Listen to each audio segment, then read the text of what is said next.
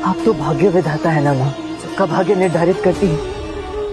आपकी इच्छा और अनुमति के बिना ये संपूर्ण सृष्टि पलक तक नहीं झपका सकती। फिर पापी और कुकर्मी क्यों सदैव सुखी रहते हैं और हम जैसे निरपराध साफ सुथरे आपके आदर्शों का पालन करने वालों की परीक्षाएं कभी समाप्ति नहीं होती? हमें क्यों हर बार बार सदैव अपनी श्रद्धा, अपनी भक्ति, अपनी अच्छाई, अपनी भलाई सिद्ध ही करते रह जाते हैं माँ?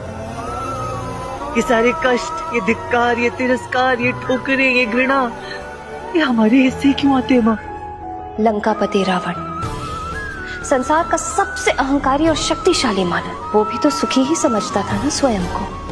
पर परिणाम क्या हुआ?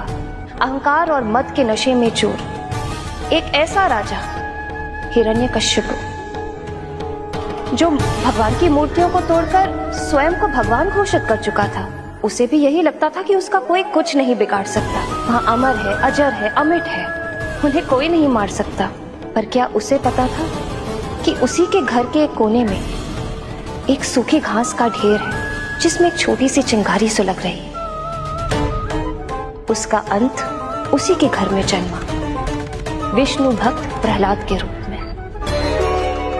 अर्थात जितना बड़ा अहंकार उतना बड़ा सर्वनाश, जितने बड़े कुकर्म उतना बड़ा श्राप। अब ये सारी परीक्षाएं केवल उन्हीं व्यक्तियों के जीवन में क्यों आती हैं जो सदात्मा हैं, निष्पाप हैं, निष्कलंक हैं? प्रभु श्री राम सबसे बड़ा उदाहरण। उनसे बड़ा युग पुरुष, उनसे बड़ा पुरुषोत्तम भला कोई हो सकता था? किंतु उनकी परीक्षाएं कभी समाप्त ही नहीं हुई। एक जाती रही, दूसरी आती रही। वे तो स्वयं भगवान थे, उन्हें क्या आवश्यकता थी इतने कष्ट भोगने की, इतनी परीक्षाएं देने की?